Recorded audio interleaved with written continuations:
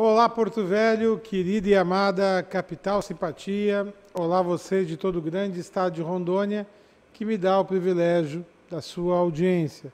Eu sou Benito, esse é o nosso conteúdo Amazônia e estamos juntos com você aqui mais um dia para encurtar distâncias, levar até sua casa informações que são agregadoras de valor. E para que tudo seja melhor, a primeira coisa é sempre evocar aqui aí sobre todos nós as bênçãos e a presença de Deus. Que o grande arquiteto do universo sempre nos dê mais justiça, paz, perfeição, luz, força e beleza em tudo que fazemos. Afinal, com quem Deus anda, nunca anda só e sempre anda bem. Faz tempo que não venho aqui no programa para falar hoje de direito, né? Sempre assim. Alexandre Batista. Tudo bom, meu querido? Tudo bem. Bom que você está aqui conosco. Vamos abordar temas que tomaram conta do nosso ideário nos últimos dias. Eu, inclusive, tenho uma matéria especial do governador falando sobre segurança, que vou aproveitar o seu programa para soltar daqui a pouco. Mas, independente disso, eu quero falar com você sobre, por exemplo, houve um julgamento polêmico aqui no Estado do médico que foi cegado, né? Isso. E a pena foi... Você esperava mais daquela pena, mas foi uma pena até relativamente baixa. É que não houve homicídio, né? Então aí tem essa lógica. Foi tentado, né? Foi atentado. Mas as pessoas não entendem, eles acham que é como se tivesse matado. Não, relativamente baixa para os olhares comuns. Né? Eu também concordo com você que está dentro da dosimetria. Dosimetria da pena, isso. Da dosimetria da pena. E se der tempo eu quero falar com você também desse uso de sniper que pode virar uma coisa corriqueira no Brasil. Banal, né? Mas está tudo bem com você? Tudo bem, graças a Deus. Dona Lidiane está bem, as crianças estão bem? Muita luta, graças a Deus. Então tá, vai melhorar. Deus quiser. Eu mesmo já vi momentos, não digo tão ruins, mas... Não, tão ruins eu já vi, eu não vi pior que esse. Mas assim, tão ruins... Tudo são fases, né, Benito? Então, a vida é cíclica. Mas estão caminhando. Graças a Deus. O importante é que eu esteja vivo. Claro. Senão, como eu digo para os caras que eu devo, eu não pago conta. Se você não rezar pela minha saúde, eu não pago conta. Né? Porque morto não paga conta, quem paga é a família. Tá? E mesmo assim a família tem como tirar da reta. A depender da dívida, nem paga. Né? Então, mas está tudo tranquilo. Tá aí, saúde, o Alexandre. Doutor Alexandre, obrigada aqui pela sua presença mais uma vez no nosso programa. Realmente fazia um tempo que ele não vinha aqui para falar um pouquinho mais sobre, nos ensinar um pouquinho mais sobre o direito, que é amplo e tem diversos caminhos. E a vocês de casa agradeço a oportunidade de estarmos mais uma vez juntos, né? E não esqueçam de curtir e compartilhar nosso Facebook, nosso YouTube e também o nosso Instagram. Tá, eu vou chamar a vinheta e vamos começar a conversar. Por favor, Eudes, vinheta.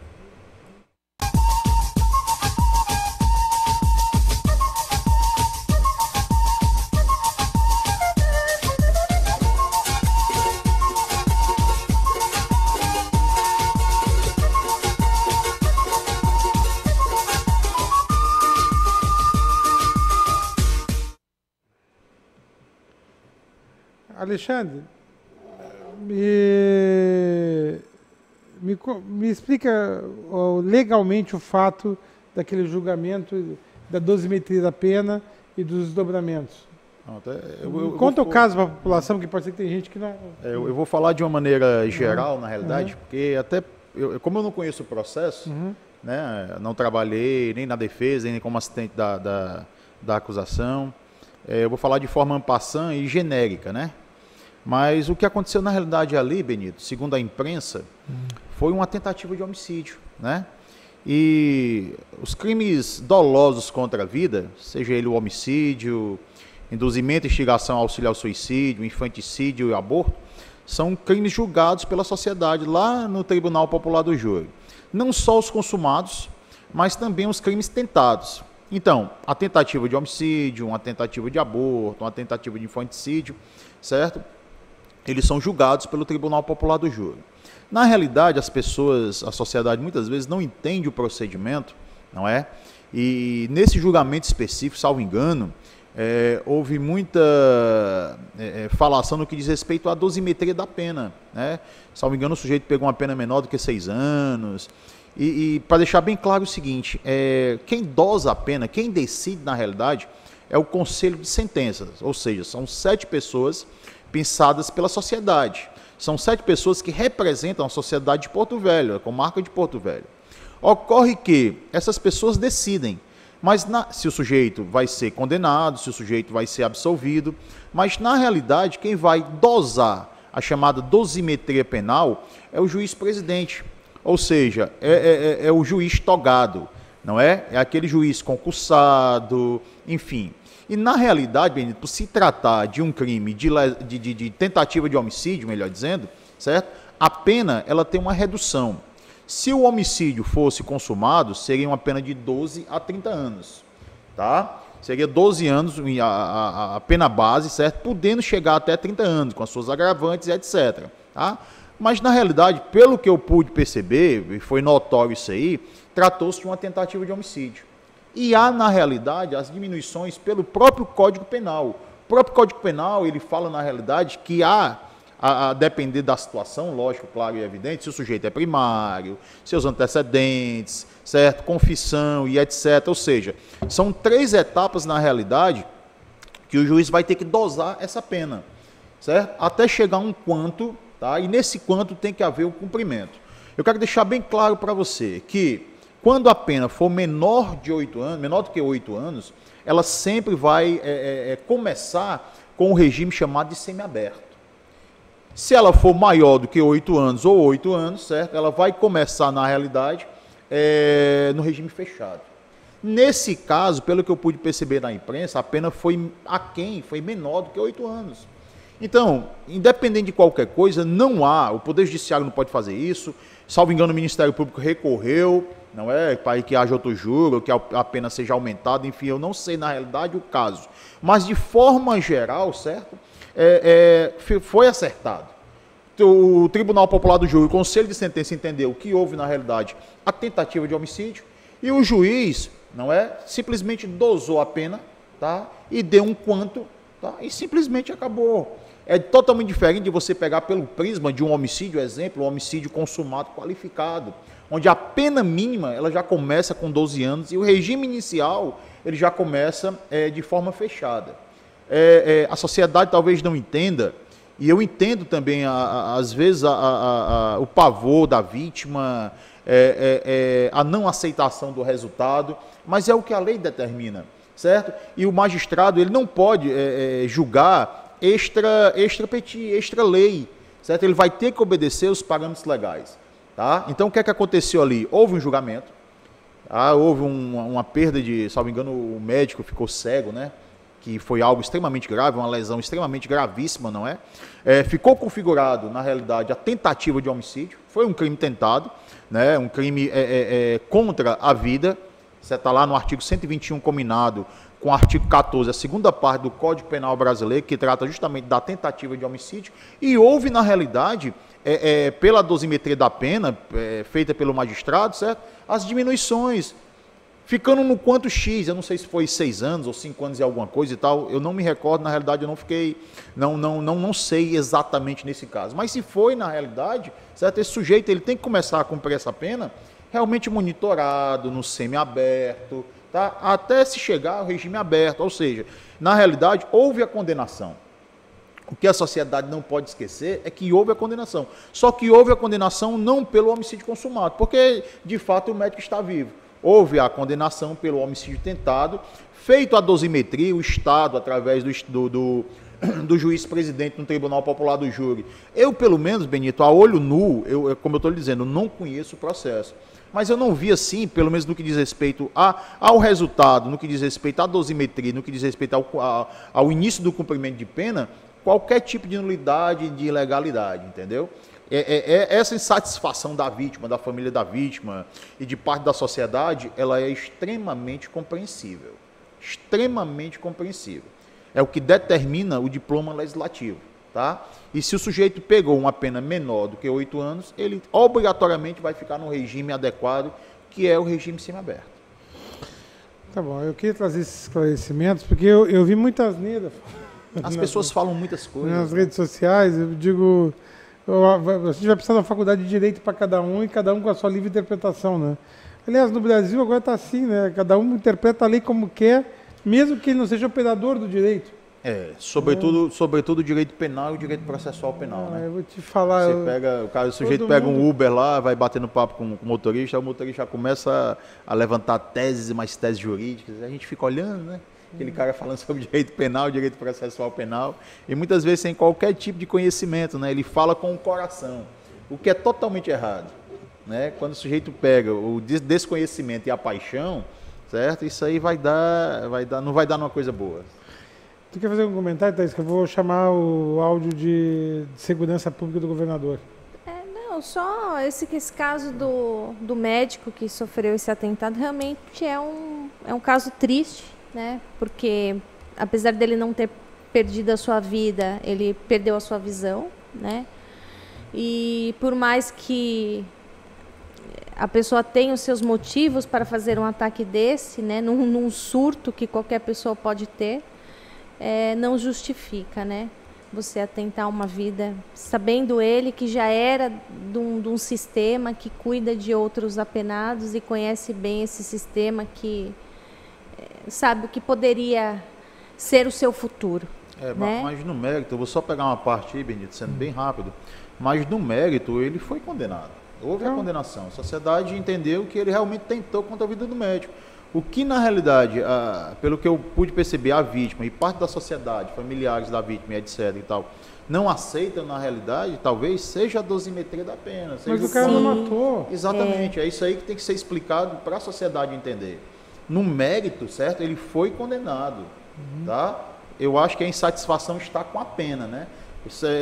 Eu vi essa matéria aí nas redes sociais e, salvo engano, o médico lá entendeu que ele deveria pegar aí 15 anos. Quer dizer, é impossível dentro da lei.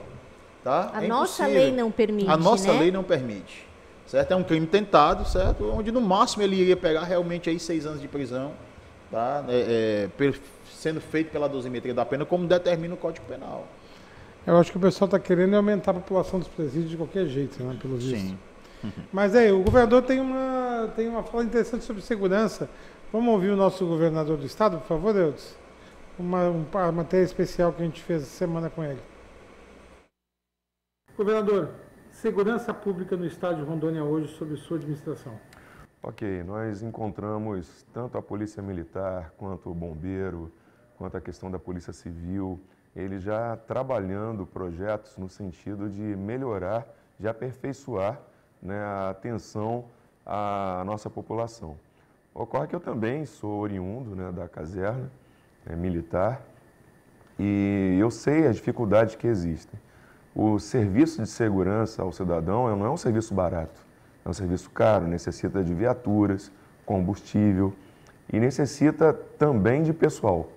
Então, hoje nós temos um grupo de 400 novos PMs que agora, ao final desse ano, concluirão o curso.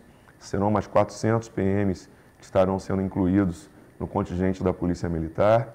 Nós temos ações que estão sendo fortalecidas da inteligência, da Polícia Civil, para que a gente consiga, então, aprimorar ainda mais a questão da segurança e fazer com que o cidadão ele perceba isso, ele consiga ver a segurança chegando até a sua rua, até a sua casa.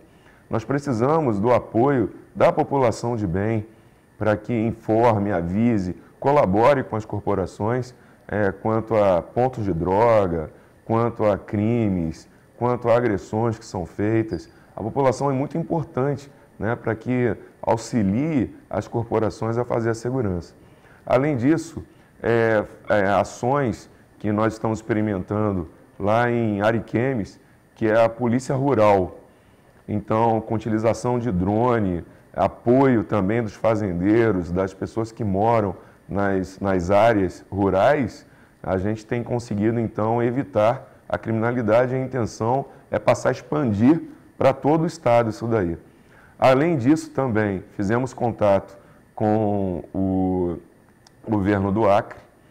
Nós vamos fazer um acordo para que tanto a polícia de lá quanto a polícia de cá consigam trabalhar em conjunto e protegendo mais as nossas fronteiras, né? Tanto a fronteira com o Peru quanto da Bolívia também, porque grande parte da droga chega do Peru e da Bolívia. Então a gente, da Colômbia também, mas ali vem pelo mesmo caminho, né? Peru, Bolívia. Então a gente tem atuado muito no sentido de melhorar e capacitar o nosso pessoal também para atender a população. Outra questão importante que cabe dizer aqui é que a tecnologia. Nós poderíamos falar de colocar muitos e muitos policiais militares, civis, atendendo a sociedade, mas a gente sabe que através de monitoramento com câmeras, utilização de câmeras inteligentes, inclusive, que conseguem perceber exatamente o que está acontecendo. Por exemplo, a câmera está ali sem monitoramento de nenhum policial, mas ela consegue perceber ações estranhas. Isso aí até passou em reportagem na televisão recentemente, né? E com essa ação ela consegue avisar a central que algo esquisito, estranho, está acontecendo naquele local e ela vai. Identificação de face também de criminosos. A pessoa pode até se travestir de outro sexo, né? Mas as câmeras elas conseguem identificar aquela pessoa através da própria face, né, da pessoa. Então não adianta cirurgia plástica, nada, consegue identificar. Então a gente tem aí trabalhado em muitas ações para poder aprimorar a segurança e fazer com que a nossa população ela se sinta melhor cada dia mais. E quanto à questão prisional ainda dentro do tema segurança? Isso, quanto à questão prisional. Quando eu fui secretário de Justiça, nós tínhamos 52 unidades. Hoje são 48, 49 unidades. E a tendência é reduzir o número de unidades. Hoje existem 2.000 e quase 500 agentes dentro do sistema prisional. Só que há uma má distribuição do efetivo. Então, a secretária de Justiça, que inclusive ela é agente penitenciária, formada em Direito, em Administração, pós-graduada, mas ela é agente penitenciária. Ela está trabalhando no sentido de verificar como aprimorar isso. Ocorre que, quando eu saí do sistema prisional, haviam 11.700 custodiados. Hoje são 13.700. Ou seja, em um ano, foram aí 2.000 presos a mais do que eram antes. Então, se a gente continuar nessa mesma linha, não tem sistema que suporte isso e nem contribuição para o fisco que também ajude a manter isso. Então, a gente precisa trabalhar na redução do número de unidades, fazer regionalização, sim, convidar, inclusive, outras formas de se administrar presídios e valorizar, né, tanto os servidores da segurança. A única forma da gente conseguir chegar ao que nós queremos, inclusive valorizando, que eles inclusive querem, né, melhoria salarial, é a gente conseguindo cortar de dentro para poder aplicar no próprio servidor. Outra coisa importante, posso continuar? Pode. Outro assunto importante em relação aos presídios é quanto às APACs, né, que é a Associação de Proteção àqueles que cometeram crimes, aos apenados. Então, essa associação, ela realmente consegue resgatar. Nós já temos uma associação em Ji-Paraná, temos outra, inclusive tive reunião com o Dr. José Jorge, desembargador, hoje, tratando sobre esse assunto para Cacoal. Ele está coordenando tudo no contexto geral, e também para Vilhena, né? A gente tem a intenção de criação de APAC em Cacoal, Vilhena, Porto Velho, Ariquemes, todas as outras comarcas. E isso é um movimento da sociedade organizada, sociedade civil, né? Então, um preso no sistema tradicional custa R$3.000, no sistema APAC R$900. Então, o valor é muito menor e a gente pode aplicar em outras áreas. Em relação aos bombeiros, nós temos algumas ações bem interessantes. Os bombeiros têm conseguido captar recursos a fundos perdidos, e é uma técnica que eles estão usando com muita sabedoria, que é importante que nós consigamos aplicar nas demais instituições também, não só nas instituições de segurança, como também nas outras, como saúde, Secretaria de Assistência Social, Secretaria de Educação, tudo é possível de captar recursos a fundo perdido. E nós estaremos, então, recebendo em breve escadas Magiro. São escadas novas, última geração, elas estão vindo de fora e o comandante do bombeiro, a gente já está adquirindo essas, já foram adquiridas, inclusive, uma vai chegar agora, ainda, provavelmente em setembro, e a outra no início do ano que vem, mas hoje que nós temos prédios aqui de muito altos, nós não podemos mais continuar com as mesmas escadas de 40 metros. Então essa vai até 65 metros de altura e consegue salvar muitas vidas e apagar incêndios. Ele falou. Alexandre, está aí a palavra do nosso governador sobre segurança. Você quer fazer um comentário como advogado? Benito, a segurança ela nunca pode dissociar segurança e educação. Por mais que você invista em segurança, você tem que investir 2, 3, 10 vezes mais em educação. Porque, olha só, não adianta nada você ter uma polícia equipada, certo? E você não ter a base. Você não ter o pilar, que é a educação. A sociedade precisa disso, educação. Como a gente estava conversando aqui, o governador é extremamente bem... É um cara que quer ver as coisas funcionando. É muito difícil você fazer segurança, certo, num país como o nosso. Por quê? Porque a população, a sociedade, ela vai precisar de educação. Políticas públicas, passando pelo saneamento básico, certo? Até a educação do pré-escolar, chegando na universidade.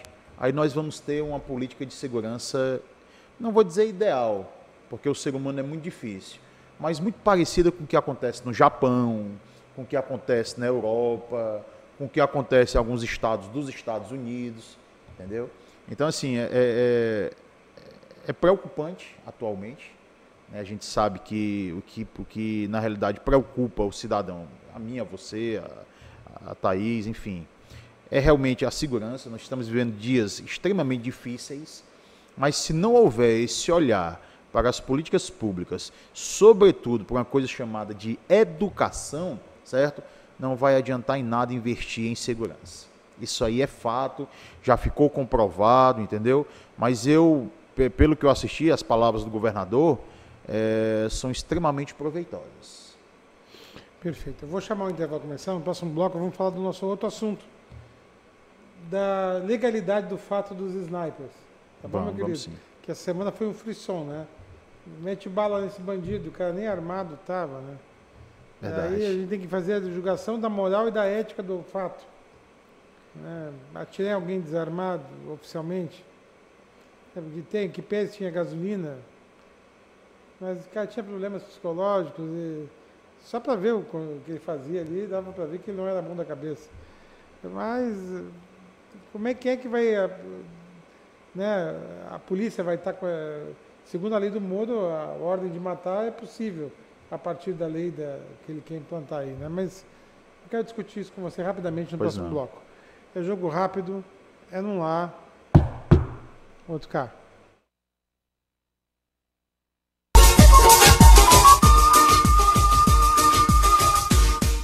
Você precisa cuidar da sua saúde.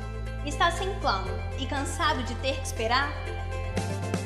Venha para a Sol Saúde, próximo à Praça da Pirâmide, com as principais especialidades médicas, exames laboratoriais, com toda a atenção e agilidade que você precisa. Afinal, saúde é coisa séria, não é mesmo? Sol Saúde, atendimento popular para toda a família. 3213-0163. O que eu procurei? Tecnologia avançada. Método personalizado. Profissionais com credibilidade. Hospital de Olhos Veloso, o maior centro oftalmológico da região. Há mais de 3 décadas investindo em profissionais, estrutura e inovação em Rondônia. O objetivo é a qualidade de vida de seus pacientes. Diagnóstico e tratamento com excelência. E você? O que você está procurando? Hospital de Olhos Veloso.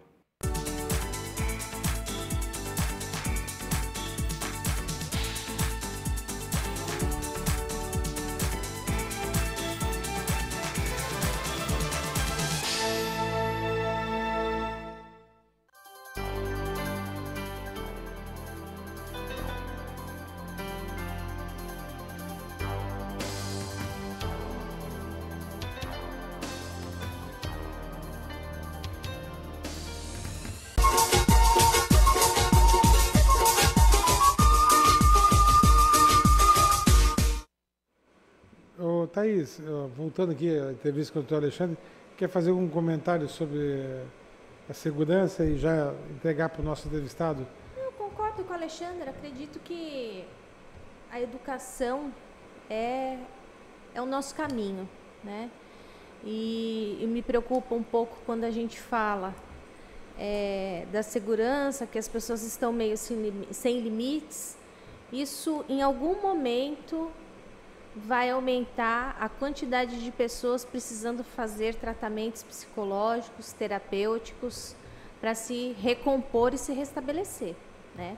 Nós estamos numa linha muito fina entre uma coisa e a outra. E se nós não apertarmos o passo e formarmos crianças diferentes, nós teremos um futuro bem problemático. Alexandre, snipers. Esse fato que aconteceu há pouco tempo, Benito, a questão do snipers, o que mais me chamou a atenção, talvez tenha passado desapercebido um pouco pela mídia e pela sociedade de uma maneira geral, foi a comemoração do governador do estado do Rio de Janeiro. Veston fez um gol, né? Pois se comemora daquela forma um gol do seu time, tá? Comemora-se daquela forma uma aprovação em um determinado concurso ou no Enem. Aí você chega lá e comemora realmente. Mas a morte de uma pessoa, um fato lamentável, um sequestro. Então, o que mais me chamou a atenção, antes de passar para o direito em si, foi justamente a comemoração, aquele ato infeliz do governador do estado do Rio de Janeiro. Aquilo ali me deixou perplexo. Foi o que me chamou mais atenção nesse fato. Vamos passar para o direito. A questão do sniper, né? É algo extremamente controvertido. Certo? Parte da comunidade jurídica entende de uma forma, parte entende de outra, enfim. O que é que acontece? Há os que entendem na realidade que ali houve o excesso de uma coisa chamada de legítima defesa. A legítima defesa, ela está lá no artigo 23 do Código Penal, artigo 23 e artigo 25, certo? Ela diz o seguinte, que eu posso agir, inclusive, na minha defesa e na defesa de outra pessoa, de terceiros. Só que o Código Penal também diz que quando há o excesso dessa legítima defesa, que nada mais é do que ela estipa o crime, né? Ela vai estipar, quando o sujeito age em legítima defesa, não há crime. Mas se houver o excesso dessa legítima defesa, certo? O sujeito vai responder pelo excesso. Então, olha só, há alguns doutrinadores que entendem que, de fato, houve um excesso de legítima defesa na questão do sniper. Até porque... de forma prática, aquele sujeito que foi morto, ele não estava armado, ele estava com simulacro, ele estava na realidade com a pistola que não disparava nada, que em termos de direito é comparado a uma coisa qualquer, a um celular, a um molho de chave, etc. e tal. E há os que entendem na realidade que aquele sujeito ele estava cobertado totalmente pelos institutos despenalizadores do direito. Ou seja, aquele sujeito que cometeu aquela conduta ali, segundo até o governador do estado do Rio de Janeiro, que foi magistrado federal, né, disse até que ia até condecorar o sujeito, entendeu? Vou condecorar, porque ele agiu na estrita legalidade, agiu na legítima defesa. A verdade tem que ser analisada de duas formas. Primeiro pelo âmbito do direito e depois, Benito, pelo âmbito humano, né? Pelo âmbito humano. Eu já vi muitas pessoas comentarem, inclusive nas redes sociais, porque depois que as redes sociais ganharam essa força toda e etc e tal, você vê cada idiotice, cada pensamento tolo, certo? Sem o conhecimento devido, as pessoas não conhecem os institutos, começam a conversar besteira, a falar besteira, etc. e tal. Então isso aí complica muito, certo? Para quem tem uma certa base e para o estudioso do direito penal e processual penal. Então vamos analisar de duas formas. No direito, certo? Há, pelo menos no meu entendimento, humilde entendimento, quem sou eu, mas há uma certa legalidade no que diz respeito ao sniper. Ou seja, de fato ele estava imbuído ali de uma legítima defesa, não resta dúvida. E a questão do simulacro, naquele momento, certo? Não dá para você perceber, na realidade, se ali é de fato uma pistola de verdade ou um simulacro. Então você também não pode, você Estado, punir aquele sujeito, por ele estar no estrito cumprimento do seu dever e também com fundamento no que o próprio Código Penal fala.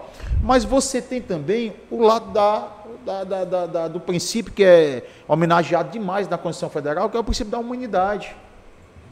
Quando você vê uma autoridade, Benito, certo? Um ex-magistrado federal comemorar a morte daquela pessoa, certo? Um sequestro que culminou numa morte de uma pessoa, comemorar daquela forma é algo que preocupa. E aqui, depois, se você, obviamente, tiver o convite, eu venho novamente, nós vamos falar sobre a questão do projeto de lei, certo? Que está para a sanção do presidente no que diz respeito ao abuso de autoridade. Ah, mas esse é um outro assunto para o próximo mês agora. Vamos sim. E tem que esperar os 15 dias legais, né? Isso. Para ver o que ele vai vetar, e do que ele vetar, o que o Congresso vai derrubar. Exatamente. Falar do abuso de autoridade. Tá, por hoje aqui é só, o tempo meu já acabou, deixa eu te falar. Eu também concordo com você. Eu acho que houve excesso de legítima defesa ali. Até porque o cara está até fora do olho. Se tivesse alguém ali de tocar, eu tinha pego ele ali, derrubado, dado uma gravata e tirado a arma dele. Mas o preferido o espetáculo, né? Espetáculo, verdade. Lamentavelmente. Tá aí, dando tchau. Alexandre, agradeço aqui a sua presença e a vocês de casa. Até o próximo programa. Bom, muito obrigado mais uma vez. E por hoje é só, pessoal. Que o grande arquiteto universo continue descobrindo a todos com sua luz, sua vida, seu amor. E eu te encontro aqui com certeza no próximo programa. Foi um privilégio ter estado com vocês. Até lá.